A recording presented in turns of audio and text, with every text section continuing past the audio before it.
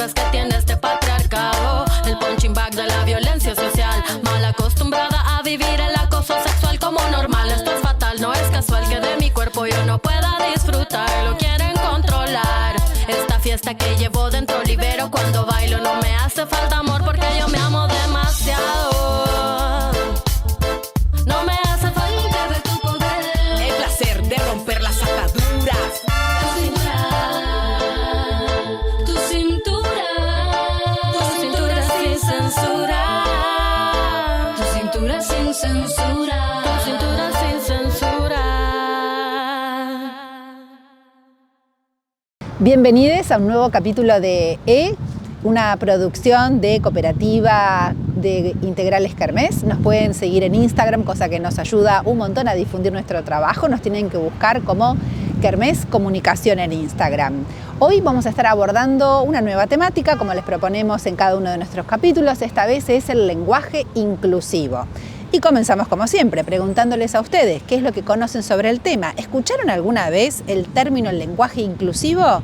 Y si no lo escuchaste nunca, ahora que te lo estamos proponiendo, ¿qué idea, qué cosa atás un término con el otro y se te viene a la cabeza? Porque, digamos, lo importante más que nada es proponer el tema y después de manera colectiva lo vamos a ir construyendo entre todos. A ver, ¿qué dicen ustedes?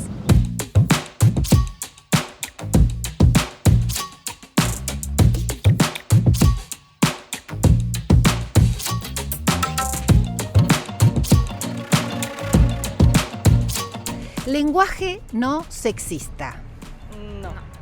Ninguna de las dos. No, ninguna. Y pensándolo un poco, lenguaje, la forma en la que Lenguaje, hablamos. sí. Bien. No sexista, ¿a qué puede referirse? A no hablar de sexo, digamos, o no referirse al sexo con determinadas palabras. No usar palabras que hablen de un sexo y dejen afuera otros sexos. Eso. Lenguaje no sexista. Lenguaje no sexista. Ok. Hablar de una determinada forma no implica directamente que Bien. uno acepte las opciones y las decisiones que cada persona hace con respecto a cómo quiere vivir su sexualidad. Bien. ¿Alguna vez escuchó hablar del lenguaje no sexista? Nunca, jamás. O sea, como que no se sexualiza el lenguaje a alguien, a una persona. una persona cuando habla. Y lenguaje no sexista. No, Y ahora que lo escuchás, ¿qué te parece por dónde puede llegar a querer ir? por sexo, ¿o no? Sí, sexo, género. O género. Lenguaje no sexista, no. No. Me parece que para que cada orientación sexual se vea contemplada, las acciones que tendríamos que tener van mucho más allá de qué letra usamos.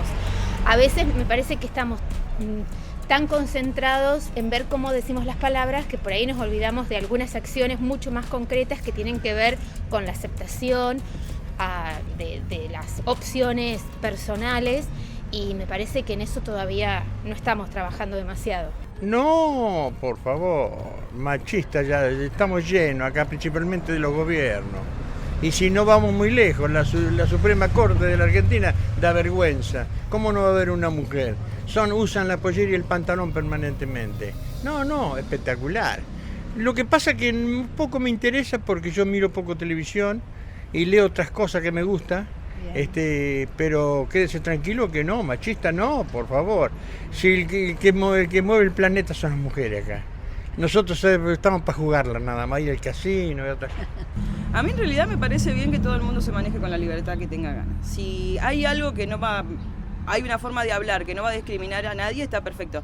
El tema después que se aplique en todos los seres humanos es muy difícil. Es difícil. Creo que no pasa tanto por el lenguaje, me parece que pasa por cada persona. Si yo a veces puedo hablar o puedo decir alguna palabra o puedo decir alguna mala palabra que no sea usada como un insulto. Me parece que la intención del lenguaje va en la intención de la persona. Si yo quiero discriminar o no, no necesito hablar en masculino o en femenino, puedo discriminar sin hacerlo. Lenguaje no sexista. Nada. Vaya a saber lo que sí son las cosas modernas, ¿no?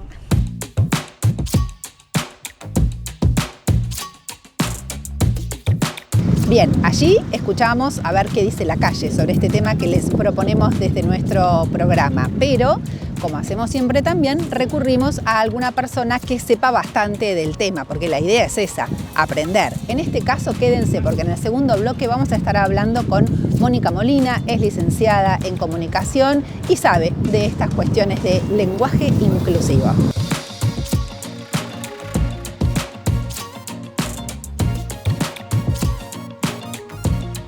Cintura sin censura, cintura sin censura. Segundo bloque de gracias por seguir acompañándonos. Como les anticipábamos, vamos a hablar con una persona que sabe sobre el tema que les proponemos hoy, que es el lenguaje inclusivo. En esta oportunidad, Mónica Molina, que es licenciada en comunicación y que ha ejercido el periodismo con esa perspectiva de género dentro de la forma de comunicación, va a estar conversando con nosotros. Esto es lo que ella nos dice. Soy Mónica Molina, periodista, licenciada en comunicación social. Ejercí la docencia casi por más de 30 años en el ámbito del colegio preuniversitario, también en la Universidad Nacional de La Pampa, pero soy una periodista feminista, abolicionista, me considero una militante, una activista social de las causas, no sé si perdidas, pero las que nos llenan de vida para seguir luchando.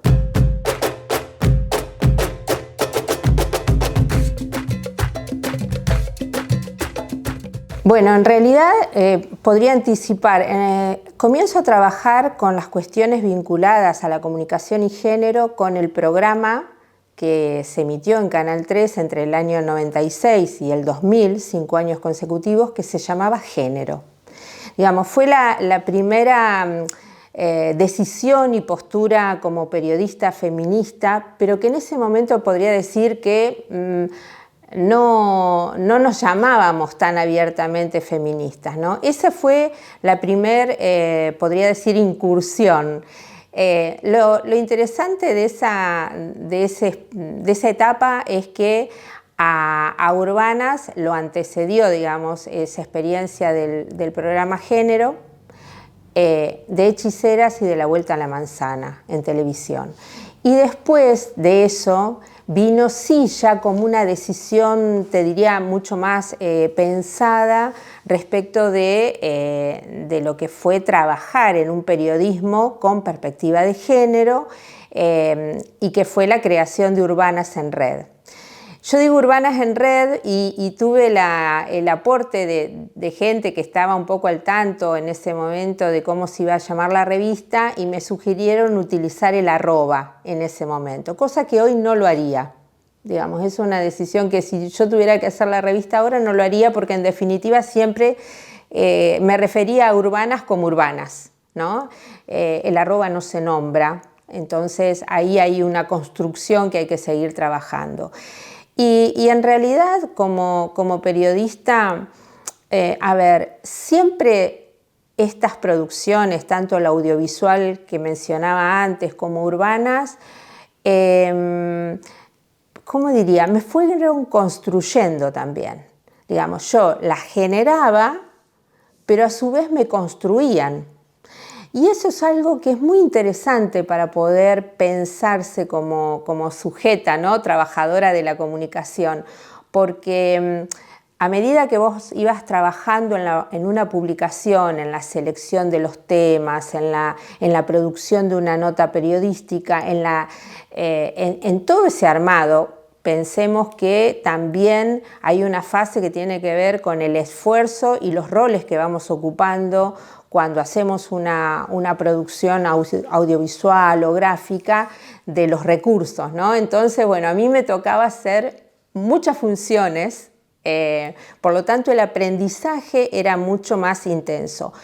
Pero respecto a la cuestión netamente de la comunicación no sexista, era fundamental para mí en ese momento generar un espacio donde se pudiera hablar de lo que no se hablaba específicamente. Y para mí eso lo significó Género y lo significó puntualmente Urbanas. Las dos fueron mi sostén. Y lo digo en todo sentido, mi sostén económico, ideológico, de construcción y de de conocimiento también hasta dónde podíamos llegar a incidir en algunas cosas. Y fue un aprendizaje importante desde el punto de vista del rol que tienen que tener los medios respecto de una comunicación feminista, de una comunicación con perspectiva de género. Había temas allí que no se abordaban de la misma manera en otros medios de comunicación, o temas que eran incluidos en la agenda que no estaban en otros medios, digamos, ¿no? Ahí había toda una definición política, ideológica, respecto de las cuestiones de género. Y hablo en términos de género en general, si bien se me pregunta por el lenguaje, porque yo creo que la construcción del lenguaje es una narrativa más compleja que solamente un fonema A, E, O lo que fuera, ¿no? Digamos, hay una construcción respecto de cómo decimos algo, de cómo ponemos sobre la mesa un tema, de cómo nombramos a sujetos, a actores con los que construimos, con los que se vive cotidianamente. Entonces, a mí me parece que en ese sentido el lenguaje no sexista, el lenguaje desde una mirada feminista, aporta muchísimo a la construcción de cómo narrar nuestras vidas, de cómo narrar la cotidianeidad. Y en ese sentido para mí es mucho más complejo, ¿no?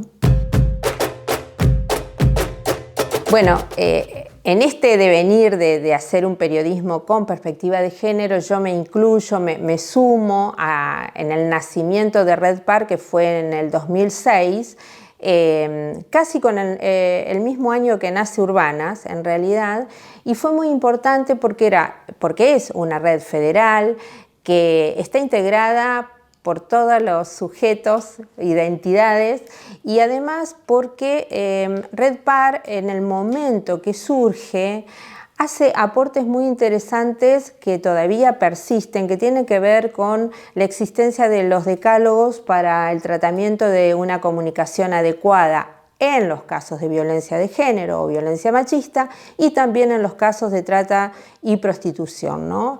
Esto es interesante y hay una experiencia que fue la primera también que se hace en el país y que se firma acá en Santa Rosa con compañeras de Red Par, que es para que el municipio de Santa Rosa firme y convoque a los medios de comunicación a firmar una carta de intención para hacer un abordaje adecuado en los casos de violencia machista. Digamos, ese fue un puntapié muy interesante que fue reforzado con ordenanzas y demás, pero sobre todo, ¿por qué? Porque también, de alguna manera, la existencia de una red específica en materia de comunicación no sexista como Red Par pretendía y pretende esa incidencia en los medios de comunicación. De hecho, los decálogos fueron entregados en los distintos medios, se han hecho capacitaciones, encuentros y demás. Pero es fundamental pensar, reflexionar, interpelarse sobre la práctica periodística, digamos, y en todos los niveles, o sea, tanto en los temas que uno pone en la agenda mediática como en el tratamiento que tenemos que hacer de los medios.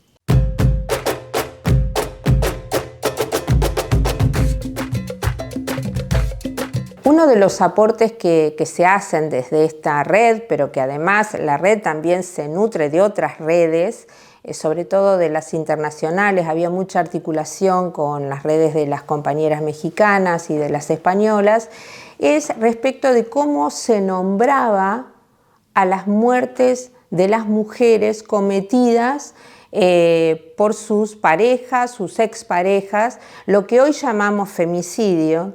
Antes, en las redacciones, se llamaban crímenes pasionales. Ese es un primer aporte que aparece dentro de como uno de los puntos del decálogo, donde se empieza a deconstruir esa forma de nombrar lo que claramente tenía que ver con crímenes de odio hacia las mujeres, ¿no? En ese momento estoy hablando del decálogo que es del 2007-2008, donde todavía el tema de hablar de lenguaje no sexista no era una cuestión muy común, ¿no? Hoy por hoy afortunadamente está mucho más extendida.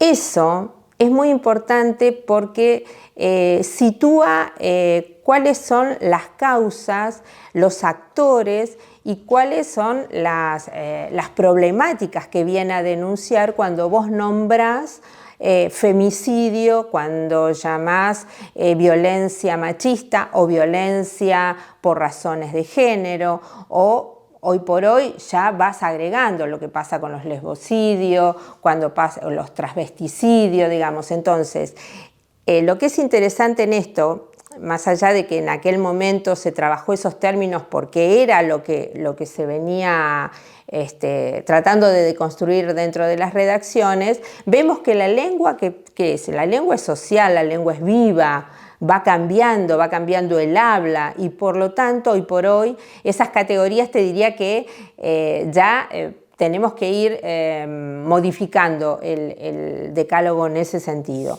También tiene mucho que ver el tratamiento de las imágenes, y hoy por hoy estamos viviendo situaciones más que evidentes de la necesidad de utilizar el lenguaje no sexista y el tratamiento adecuado.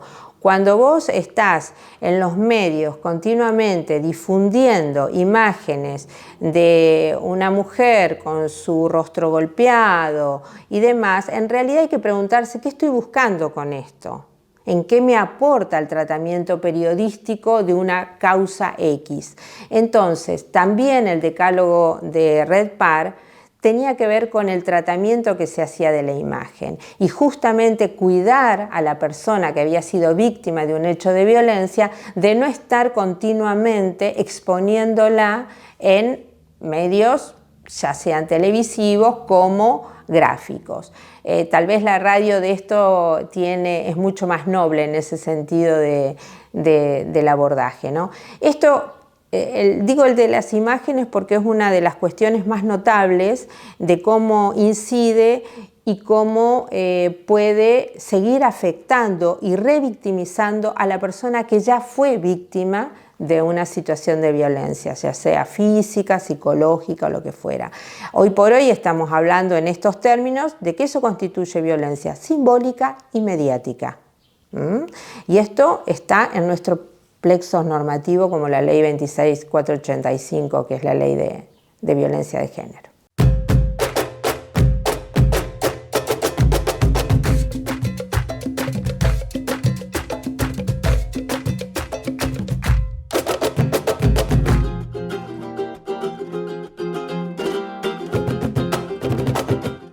Tu cintura sin censura, tu cintura sin censura.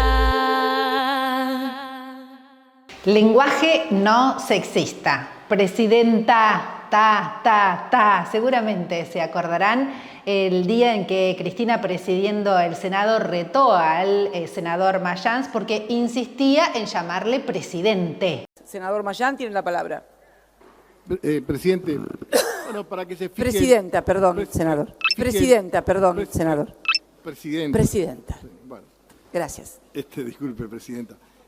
El lenguaje construye realidad y como toda realidad se disputa.